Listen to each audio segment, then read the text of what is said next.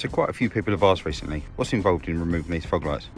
By all accounts, you can remove them without having to take the bumper off, but I thought today we'd have a look, but we'll get the bumper off anyway, so we can have a look behind and see what's going on. So let's get this bumper off then.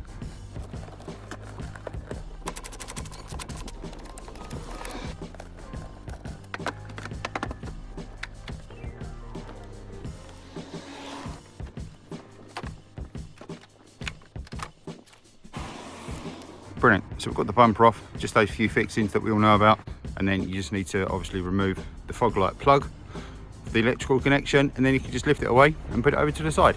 So looking behind these fog lights, we can see we've got a host of different fixings. We've got obviously these little plastic clips here, so it looks like the whole unit kind of pushes in from the front, maybe slides in, but then we've got these screws here that come into these fixings that look like they're not going to come away as part of that assembly, so we'd need to work out how to get these screws out as well.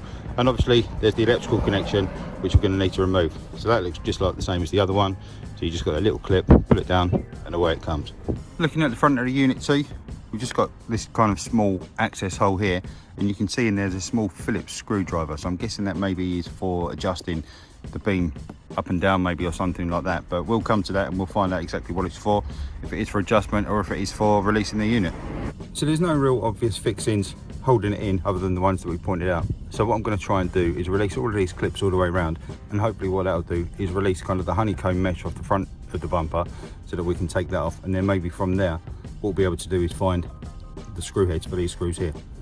Okay, so I've managed to get all these clips released. So just going from the top, there's about 7, I think. There's 1 there, 2, 3, 4, 1 underneath here, 5, and then 6 and 7 that we can see.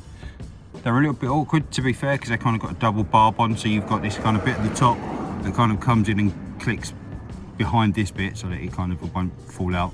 But then the bottom side of it as well also clips underneath. So what you need to do is kind of open up the channel, or open up the slot that they fit in. And what I've used was the long nose pliers just to kind of pinch on the top like that and kind of wiggle it a little bit just to get it in there, and just open up that channel just to kind of open up the slot that it kind of comes through, just using a flat screwdriver, and that just worked pretty well. If it didn't, I think one of the ones I just used a pair of pliers for a little bit more power behind it, and then just kind of pushed it through, and that's worked well. So with them now all released, hopefully what we should be able to do is just push them through the rest of the way, and what I'm hoping to find is that that will just release the honeycomb mesh from the outside. So I'll just start by pushing these ones forward a little bit further. Looks like this one might need a little bit more pressure behind it to release it now I've said that, but maybe we can do this on camera just with the pliers as I did, just pushing it through, squeezing it.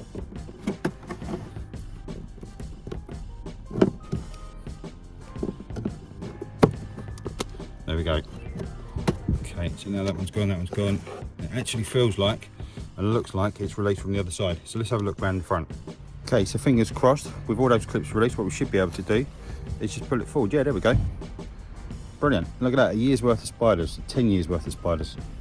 So then with that bit of panel removed, what we can see is that absolutely this little Phillips screw at the front is indeed an adjuster. So obviously if you kind of tighten that up or go clockwise, I'm guessing it's going to go in and make the beam go down as such, but if you kind of loosen it off, obviously it's going to pull this up, which would make the beam go up.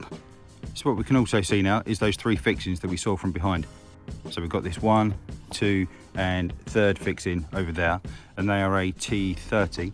So what I'll do is just set about removing these, and then we should be able to take the whole thing out, hopefully. Okay, let's have a look, see if this comes away now. Okay, great. So with that fitting removed, what we can see now is we've just got kind of the back plastic moulding, which is where the electrical connection comes into, and then that just fixes onto the main body, I'm guessing with, yeah, a couple of screws there. And that is the whole unit, is a sealed unit by the looks of it. It's got kind of this bit of filler or mastic or whatever you want to call it, sealant, should we say, just for that front chrome bezel.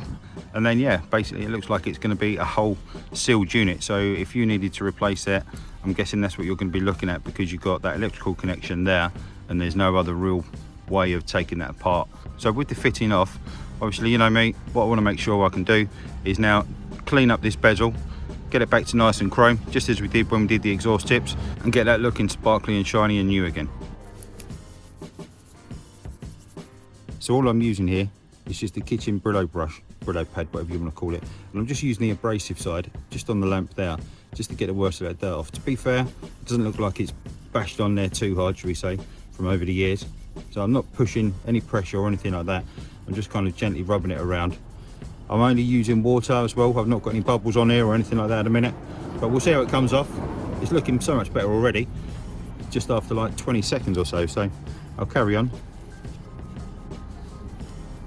Okay, bearing in mind that all I've used is water, I'm really pretty happy with that. You can see kind of the one that I've not done and the one that I have done. All I've done is just giving it that brush over, just with that kind of, you know, gentle, slight scouring pad as such. There's no, it's not scratched it or anything like that. It's more soft than it is anything else. But yeah, you know, I think you can see the results for yourself there about how good it's going to look. So I think obviously what I've got to do is make sure that I do the other one as well, because I can't put this one back on the car and leave the other one looking like that. What I'll obviously do as well is just take the opportunity to give the whole kind of recess where it sits a good clean out as well. Make sure this is all nice and clean. So I'm going to get that cleaned up now. I've got a bucket and sponge, obviously, just the water on there. That's what I'm going to use. Might give it a bit of polish as well.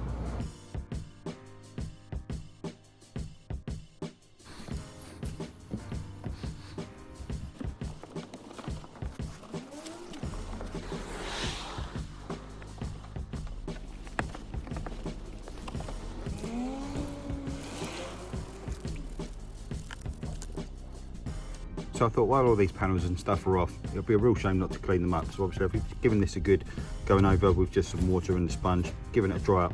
What I'm going to do now is just use some of this stuff that I've used before. You might recognise it, and I'm just going to spray some of this on here, just get it in there, and just so that we can get this nice and shiny too.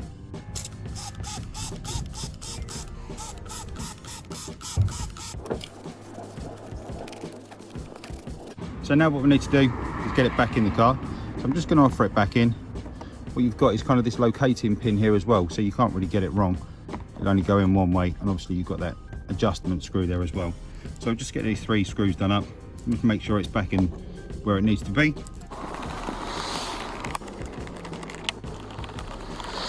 Okay, so with this honeycomb piece, it should just be a case of going back in, all of these clips, all of these little panel clips, just going in, just pushing in, back through the panel. So just offer it in nice and easy. Just feel them kind of locating and just pushing it in. There we go, nice loud click. I'll just do the one on the other side, and then we'll just check to make sure that they're all in alignment.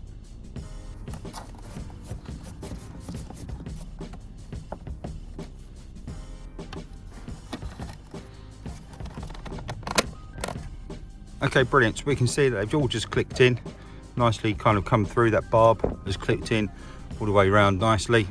Just over on this side too. So what I can do now, just on this one, just get this plug back on. And now it's ready to put the bumper back on.